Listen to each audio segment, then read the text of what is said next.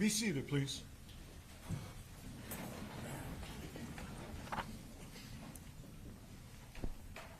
This is cause number 2020-0D02631, the state of Texas versus Patrick Wood Crucius.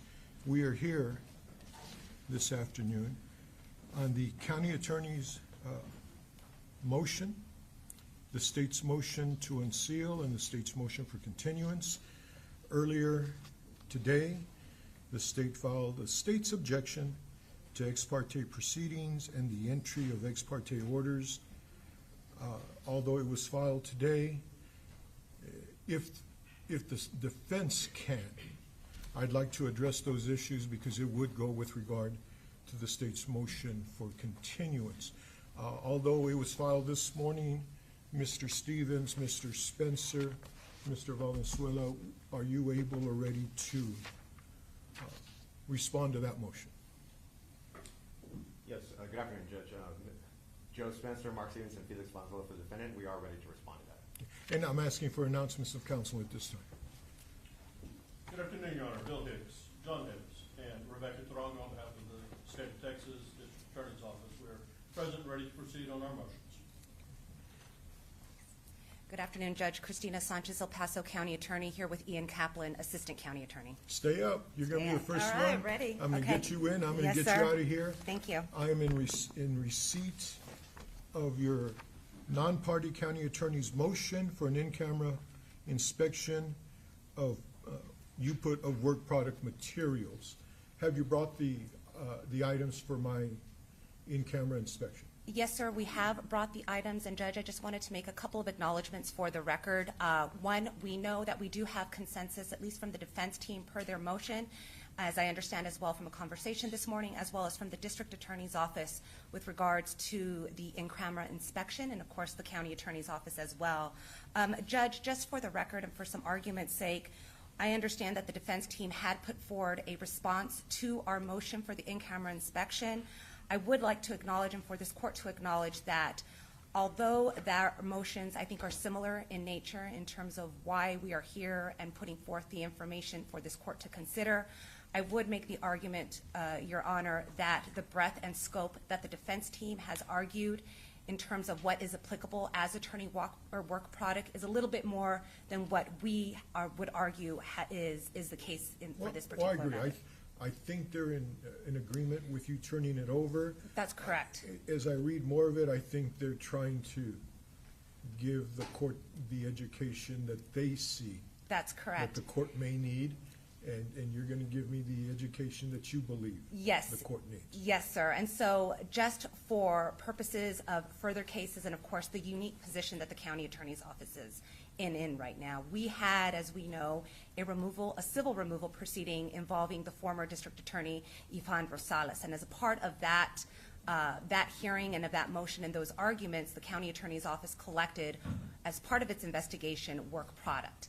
That consisted of emails, that consisted of notes, that consisted, quite frankly, of trial strategy and impressions, settlement negotiations as we proceeded along through the civil removal proceeding, that in our perception and in our argument would say that that is not necessarily discoverable in this matter. In addition to that information, we also had collected as part of our investigation additional information that did not have anything to do with this particular case. It was in other matters that were part of our civil removal proceeding against Ms. Rosales at the time. And so just wanted to make that argument there in terms of the material that's there. What we would propose, Your Honor, and I do have the records here today, all of the 160 pages plus approximately that we had referenced in our motion. What I would argue, Judge, of course, if this court would like, we can turn over the unredacted copies. But what I would like to propose, Judge, if we can have the opportunity to not redact, but highlight those provisions or those portions of our attorney work product where we think goes to the trial strategy, which we would argue goes to other arguments that have nothing to do with this case. Again, highlighted, we're not redacting it so that the court could see all of the information that's in there and then make the decision. You're highlighting what, if you would be in the chambers with me for an in-camera inspection, would be your argument that this is work product. That is correct, Your Honor. does either side have an objection to our county attorney's proposal?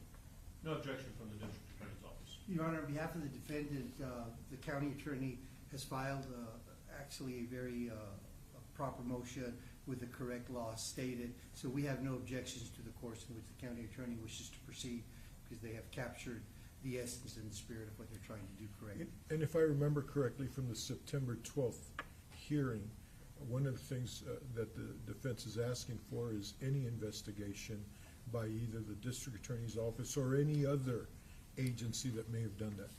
Do you have two copies with one being highlighted, or you have one copy that you'd like to highlight? One copy that we would like to go through that exercise of highlighting. Yes, sir. Let's do that. Let's go Okay. ahead and give you that opportunity. Can you get it to me by the end of the day? Can you give us at least till tomorrow, Judge? Not a problem. Can If we you could get it do to that. me before the end of the morning tomorrow?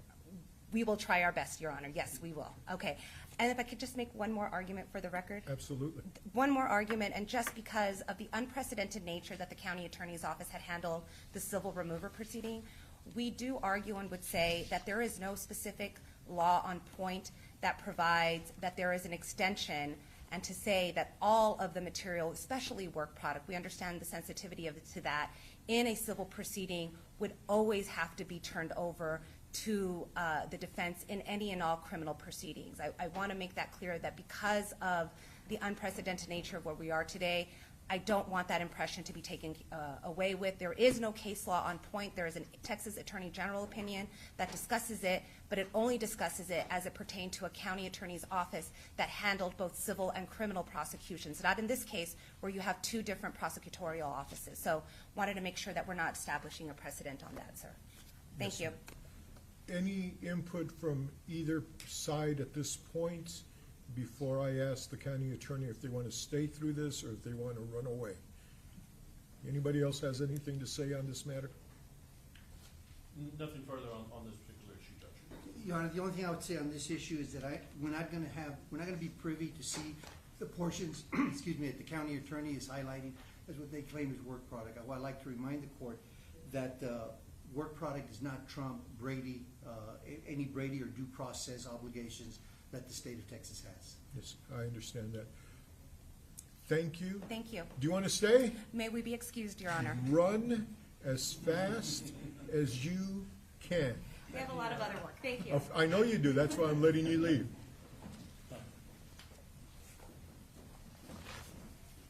We are here next on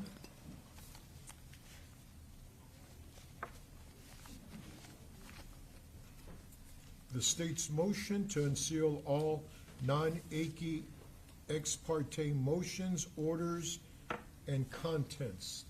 Mr. Davis, you may proceed with your motion.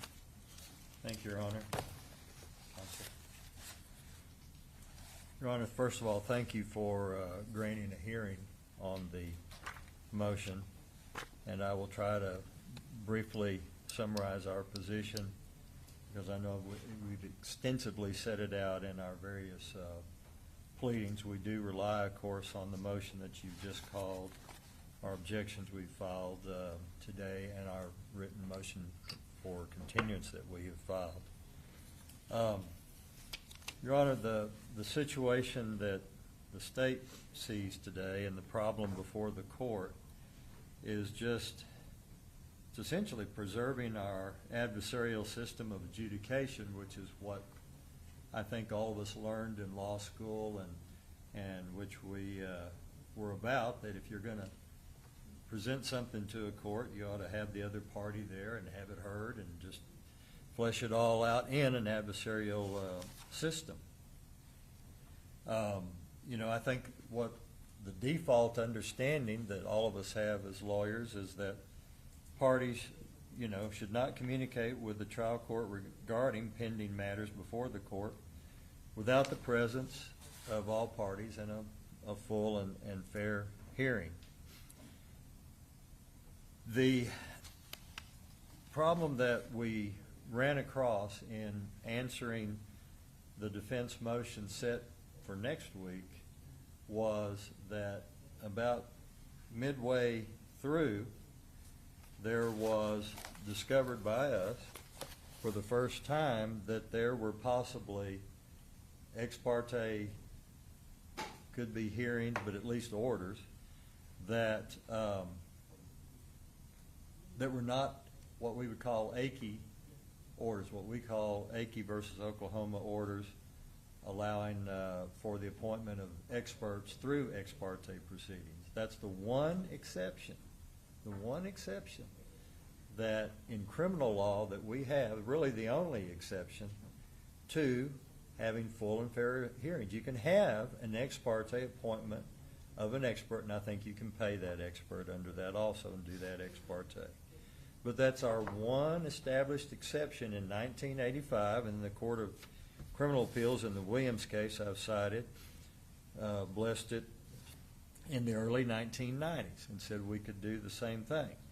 But outside of that, we found that there had been orders by just the defense admission, because we thought, nothing that turned us on to there being possibly some ex parte orders that were outside of AKI until you got to the motion. And I want to go ahead and introduce a certified copy. I've shown this to defense counsel already. State's Exhibit 1, which is their, I'm going to call it motion for discovery and sanctions. It's got a very long title, and I would seek to introduce that as State's Exhibit 1. No objection, Judge. These are court records. State's Exhibit 1, for the purpose of this hearing only, is admitted into evidence. Thank you, Your Honor. So what we had then was,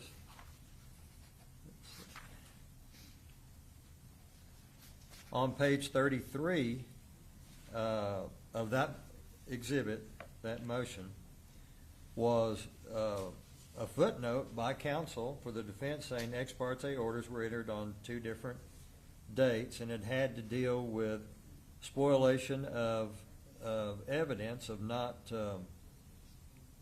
I guess, turning over all the surveillance tapes of the defendant. That's not an appointment of an expert. That's seeking for the sheriff's office to turn over tapes that they think would have some evidence in them. And Turn the other over one had tapes? to do Hold with on, Mr. Davis. some ex parte Mr. order. Davis. Mr. At least we Davis, believe it's an ex parte order. you said turn over tapes. Wasn't it more preserve tapes? I think it was preserve and turnover. Okay, go on. But either way, Your Honor, either preserve or either way would still not be an AKI order. Okay. I'm sorry I didn't catch you. And the other one is on page 32, which talks about an order that was entered to prevent mental health professionals from seeing the defendant. Not an appointment of an expert on their behalf, but to block mental health experts from seeing the defendant. So we had those 3 orders that tipped us off that there was some non-AKI ex parte orders that were being entered. So that is what prompted us to, and me especially, to start looking at the docket sheets and seeing that there are perhaps hundreds of ex parte orders that have been entered. And since we have 3 that we know are not AKI, we'll be requesting the court to look at all those and unseal whatever is not AKI orders, and to allow us to see those and see what we can do to answer the allegations in their motions and maybe some further motions. In that regard, I also have some of these to the defense. These are the docket sheets in both cause numbers. This cause number 2019 0D04878 before it was re-indicted. That's State's Exhibit 2, and then State's Exhibit 3 would be the docket sheet in the current cause number 2020 0D02631 showing as, and for the purpose being, showing the entry of orders sealing record throughout the, extensively throughout the second cause number, and I think there's just, I don't know, 9, 10, 13, something like that in the first cause number. And that's the two docket sheets, States Exhibit 2 and States Exhibit 3. No objection, Your Honor. States Exhibits 2 and 3 for the purpose of this hearing only are admitted into evidence. So, Your Honor,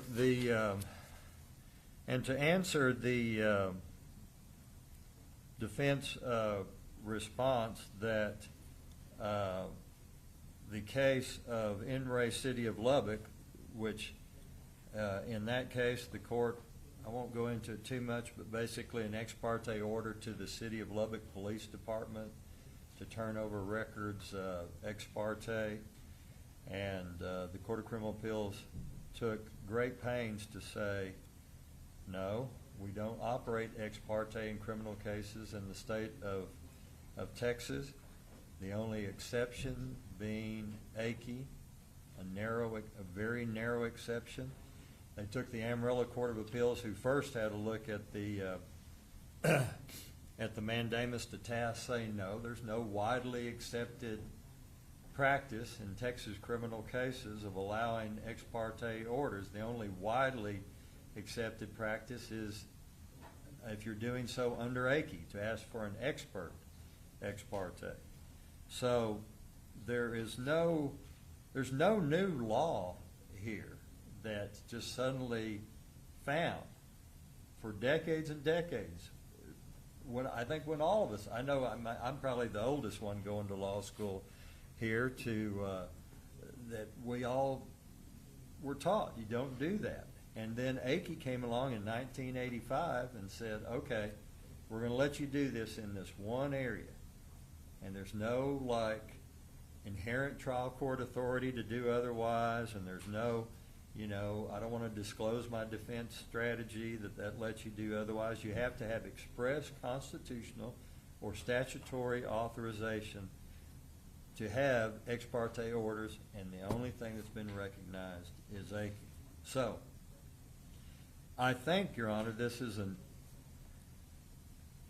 with all that being said, this is an easily correctable situation. I think this court can go and look at review the orders that have been sealed by this court, and look at all of them, and any of those that are ex parte, non-Akey orders to unseal hearings, motions, orders, contents, whatever the contents that were sealed under that, because all of those orders are void. Under In re City of Lubbock cited in our motions, all of those orders are void. And we're not at a point in the proceedings where that's not a bad deal. We're not in trial. We're not even really into the contested hearings in this matter that the court has set for next year. So I think the court can go in, easily correct this at this point. So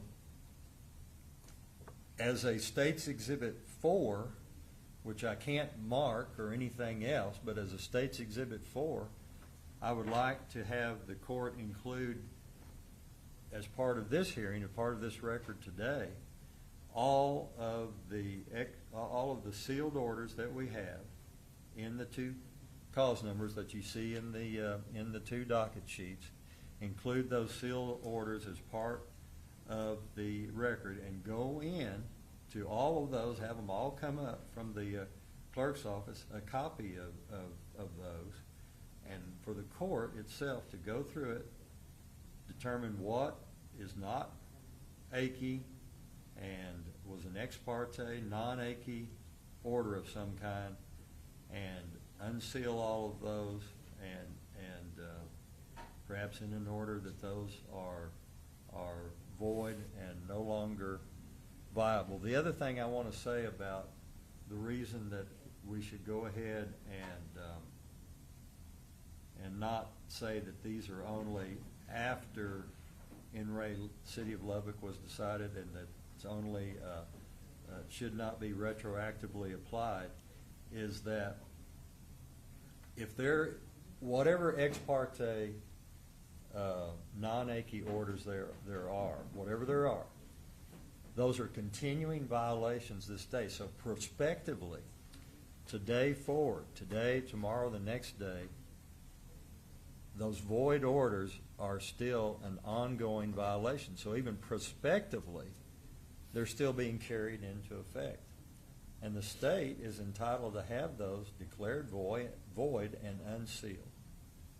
And so I don't think that the argument that only the non-achy ex parte orders that occurred after the decision in Ray City of Lubbock came out should be the ones that the courts consider. We want the court to go back through both docket sheets and look at all those and have those included in this record as State's Exhibit 4. Again, since they're sealed and I can't get them at this point, I can't bring the court a physical exhibit up here that I know of to introduce into evidence, but I would like a ruling on that too, Your Honor, and see if that's an acceptable procedure for the court to initiate and go through. I'm going to deny your State's Exhibit 4. At some point, all of these sealed documents are going to be unsealed, whether it's today or at the conclusion of this case, and everybody will know that they went from being unsealed, from being sealed to unsealed. And so, do me a favor, Mr. Davis, give States 1, 2, and 3 to my bailiff so that he can get them to me. Is All there right. anything further with regard to your argument at this point? I need to make one further statement, Your Honor. Yes, sir. Make sure I get all the two-case summary. There's that one. There we go.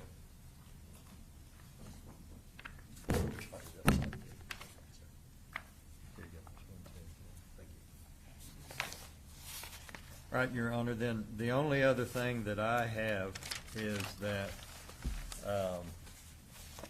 under Rule 103 of the Rules of Evidence, I'm making an offer of proof of my State's Exhibit 4, which would be all of the sealed orders shown in State's Exhibit 2 and 3.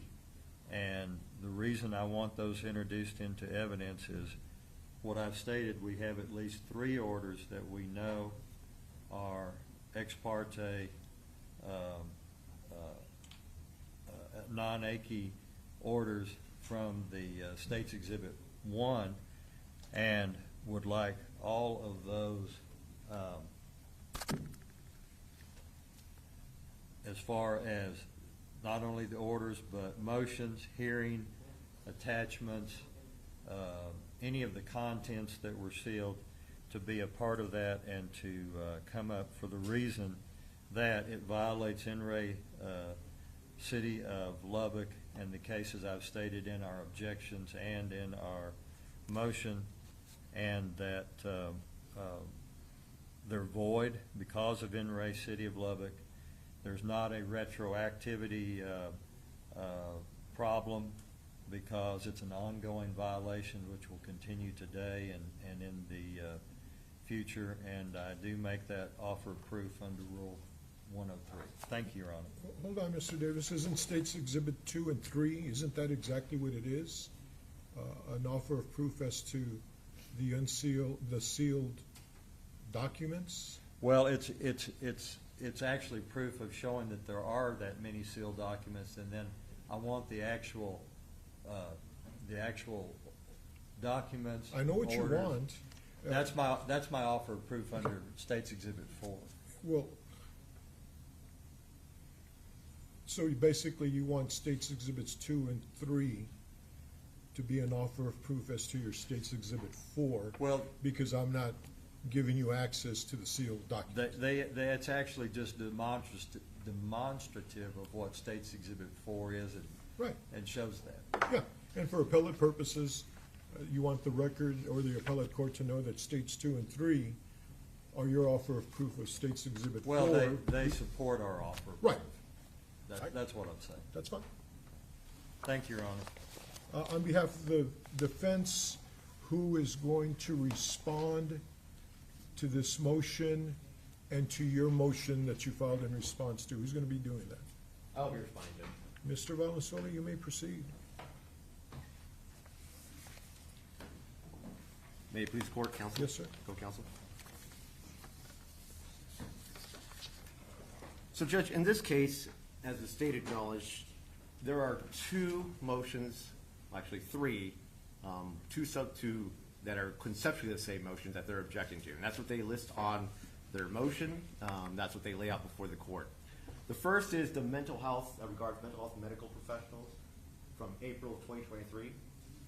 And the second and third, ostensible third, is the jail surveillance videos from July and then October of 2021. Now, regarding the first motion, that's to prevent their illegal access to our client, to his mental health. The second was a motion in order to prevent them from destroying mitigating evidence. As Mr. Davis said, In re Lubbock is about the production of discovery. None of this is about production. As the court correctly noted on our jail surveillance videos, is to prevent the destruction. Nothing about production, not a single word there about production. Well, not only production, but keeping it from the state. That's correct, Your Honor. Your motions or your order, the orders entered, is preserve and do not destroy. Right? That's exactly it, Judge. I'm That's sorry exactly for it. interrupting. Go ahead. No problem. And so this morning, what they filed on midnight hour, contesting that there were 250 court filings under seal. And as Mr. Davis will acknowledge, the first thing we learned in law school is there's a very distinct difference between what sealed means, what ex parte means, or what in camera means. Sealed means it's outside the presence of the public. Ex parte means it's outside the presence of another party, whereas in camera is in your own private chambers. And so the fact that there were sealed documents could be filed by them, could be filed by us, they don't distinguish between that at all. And that's really a microcosm of how they're obfuscating the entire argument that's presented to the court. The entire argument, Judge. What we try to do is, in our response, is to show, look, there's 4 that ostensibly might not fall under ACCI. Might. And we argue that ACCI is not retroactive. I'm sorry, that In re Lubbock is not retroactive. As you saw from the state, they didn't point to any case law at all that it supports our argument of retroactivity. Whereas we presented the court with 2 distinct cases, ex parte Abel, it's the Texas Court of Criminal Appeals, and Hunter Industry Facilities. Both of those say when there's a procedural change in law, it is not retroactive. It starts from the moment that the case is decided. In this case, In re Lubbock, February 8th, 2023. These 4 are the only ones that come after February 8th, 2023. And again, none of these have any bearing at all to the substantive issues in this case. As to the first one, we asked the court to provide our client with a pen and with glasses. Basic equipment for him to be able to communicate with us in writing and to be able to see what he's talking about. Second one, the jail refused to do it, so the court ordered again, give him a pen, give him glasses. The ex parte order for transcription is a purely administrative order that the court entered. Again, no bearing at all on the substantive nature of this case. And finally, the last one is for medical care. It's for medical transportation, which clearly falls under an ex parte basis. In each of these, they're all purely administrative, refer to personal effects, personal items of our client. Has no impact at all upon the state's discovery obligations. And in fact, the fact that they have a duty to not violate our client's constitutional rights gives us the basis to be able to proceed under these.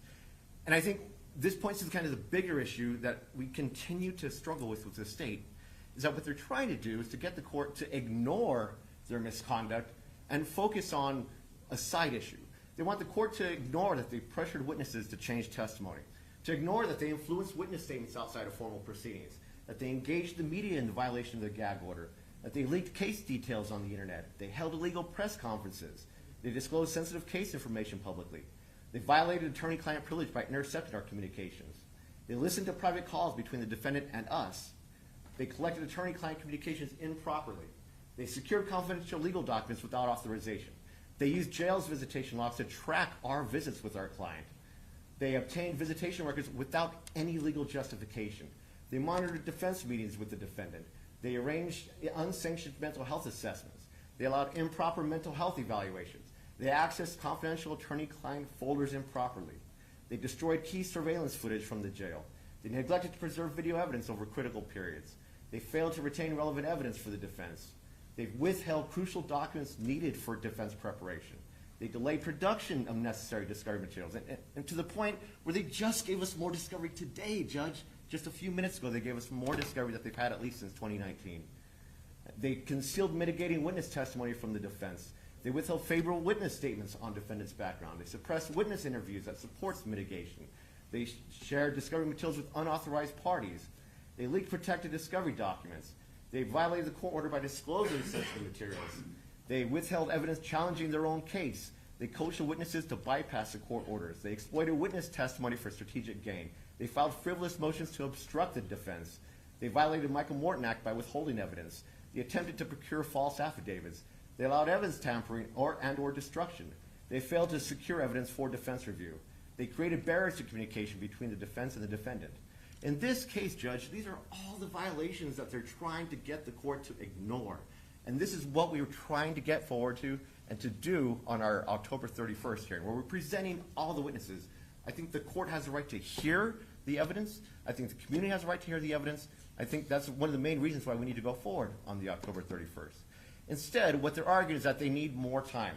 They need 30 days to look at two of those violations that we're arguing, that they permitted improper mental health evaluations and they destroyed key surveillance footage. Those two, based upon all of our motion. Now, those two comprise 22 pages. 22 pages. I'm sure the court will remember that we've been explaining from the beginning about the paper sabotage they try to bury us under. Every single time they objected to our request for continuance, when they gave us millions and millions and millions of pages of discovery. What did they say? Let's go to trial. Here, they get 22 pages, and what are they saying? Oh, we need a month. We need a month to look at 22 pages, which makes no sense at all. And as Mr. Davis acknowledged, they're concentrating on a footnote to our omnibus motion. A footnote. They're saying the fact that they can't respond to a footnote means they need 30 days to review 22 pages of evidence, whereas we get millions and millions and they want us to go right now.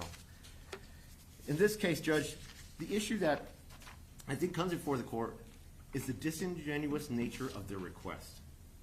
They resisted our request for continuance, and now they're asking for a continuance.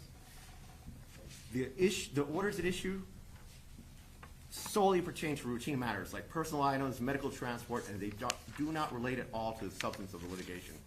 Instead, what's happening is that when this DA took office, he took the playbook from the prior administration and continued forward by blaming the court.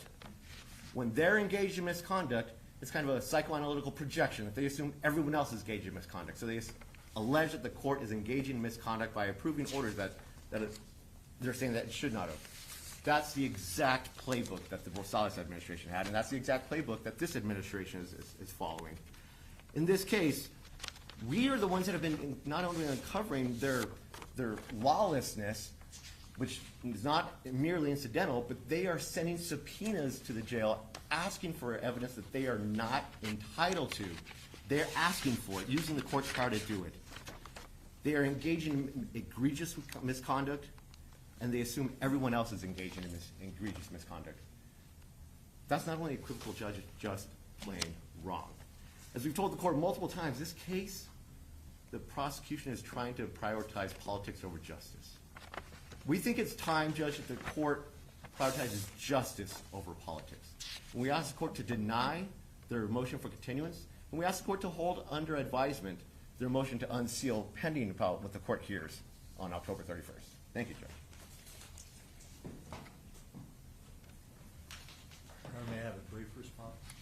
Yes, sir.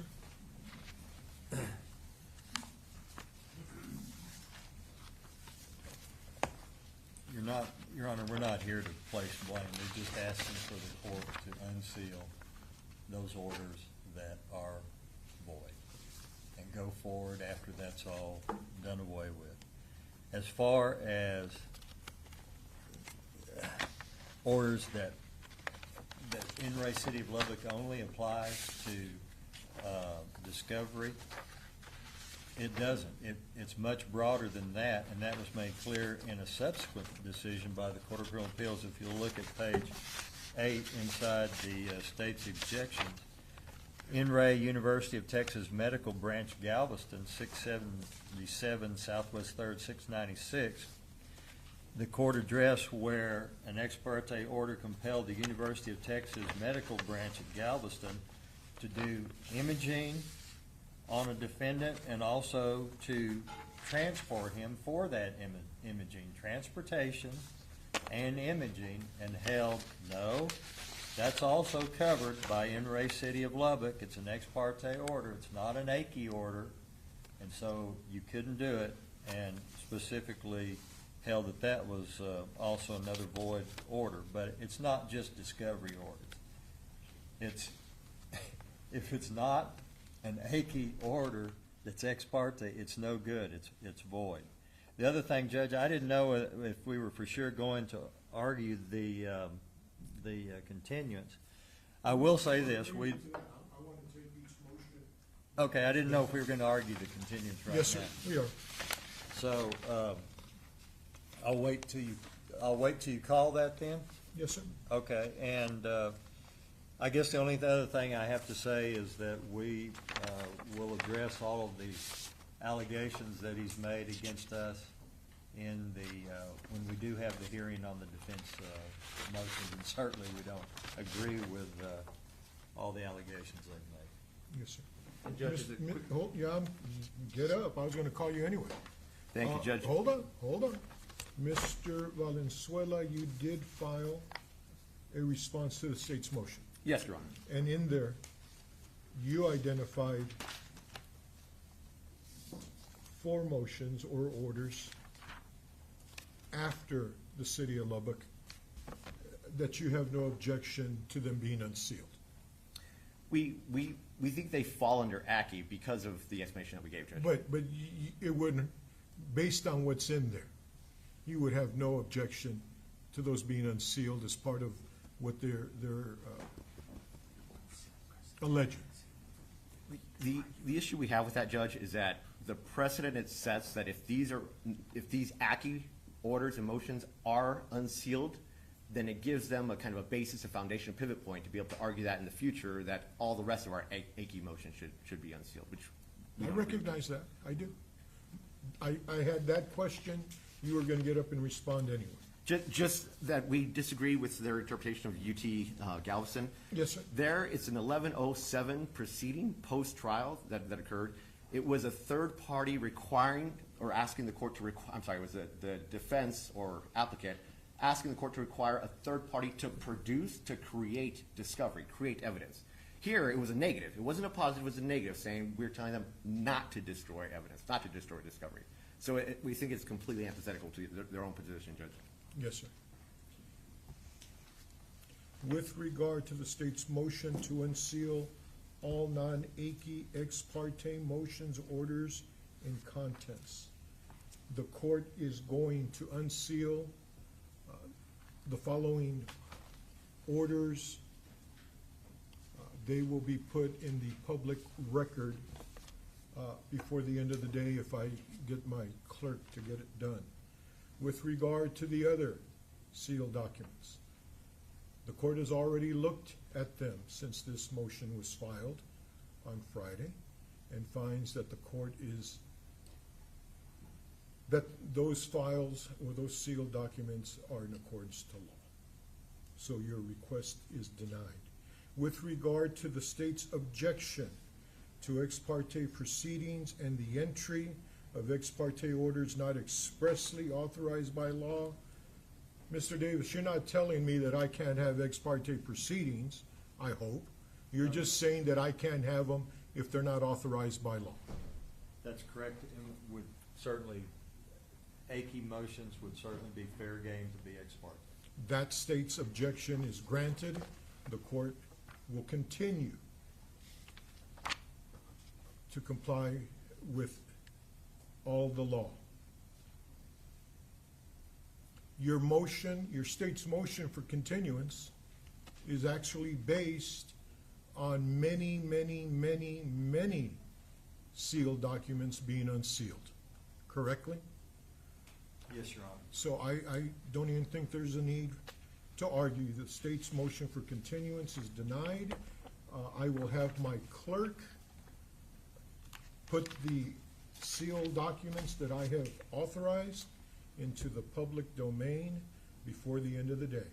Your Honor, may I have one comment about the first part of the ruling? Yes, sir. I just want to state for the record that the unsealing of the, is it 4 orders? I looked at it, it's 4 documents. One of them is the motion, and then later on, I got the order. So there's 5 pieces, well, 5 files will be unsealed, but it's to the 4 ones that were mentioned in the defense response to the AKI motion. I just want to say that we very much appreciate that, but that does not satisfy our. Your interpretation of a Yes.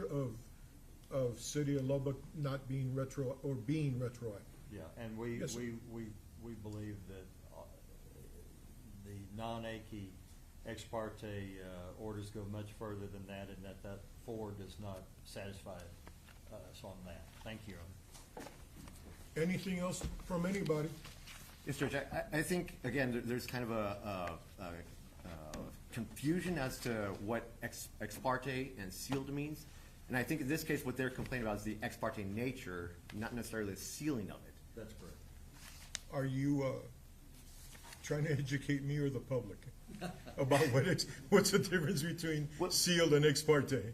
'Cause I just think- need to know. Well, the DA seems to be confusing the two, conflating the two, and I think that what they want the court to do is mark them as non-ex parte, not unseal them by their sheer nature, based upon their argument in their motion, Judge. Just want to make sure who you're trying to educate. And if it's me, thank you, and if it's not me, thank you anyway. If there is nothing further, we will have another hearing on October 31st at 9 o'clock. We're adjourned. All right, please.